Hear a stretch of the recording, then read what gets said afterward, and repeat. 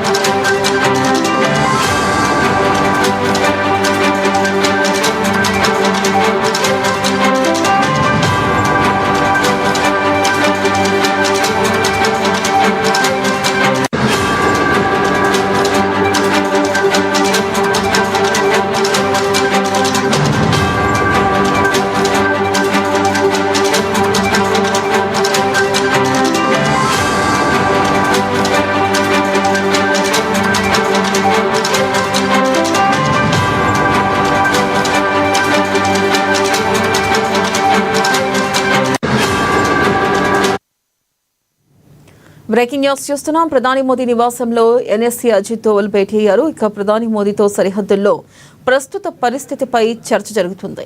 దీనిపై మరింత సమాచారాన్ని మా ప్రతినిధి రమేష్ అందిస్తారు. రమేష్, చెప్పండి. ఇక ఎన్ఎస్జీ అధికారులతో పాటు భేటీ తర్వాత త్రివిధ దళాధిపతులతో కూడా ప్రధాని భేటీ అయినట్లుగా తెలుస్తుంది. మరి ఈ నేపథ్యంలో ఈ భేటీలో కీలక నిర్ణయాలు తీసుకునే అవకాశం ఉందంటారా? అప్డేట్స్ ఏంటి రమేష్?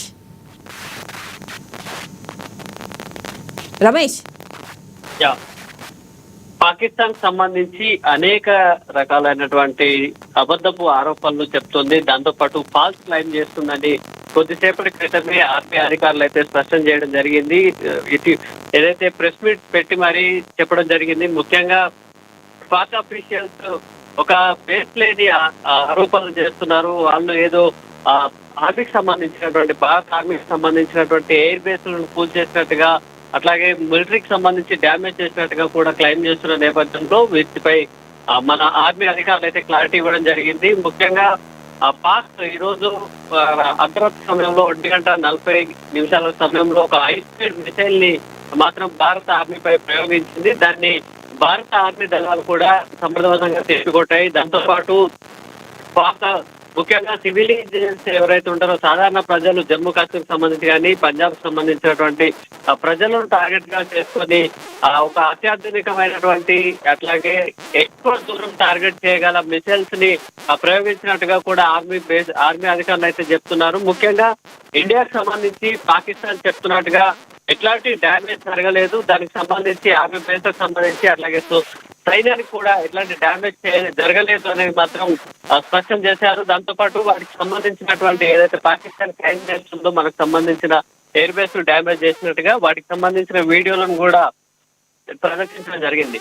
అయితే ఇదే సమయంలో భారత్ మాత్రం సమర్థవంతంగా పాకిస్తాన్ సంబంధించినటువంటి ఎయిర్ బేస్లని డ్యామేజ్ చేయగలిగింది. ముఖ్యంగా రావుల్పిండిలోని నూర్ఖాన్, అలాగే చౌకవాల్లోని మురద్, అట్లాగే సాహర్కోట్ లోని రఫిక్ ఎయిర్ బేస్ అని డ్యామేజ్ చేయడం జరిగింది. ఇందులో చాలా ప్రధానంగా ఎయిర్ బేస్ అయితే ఇది చాలా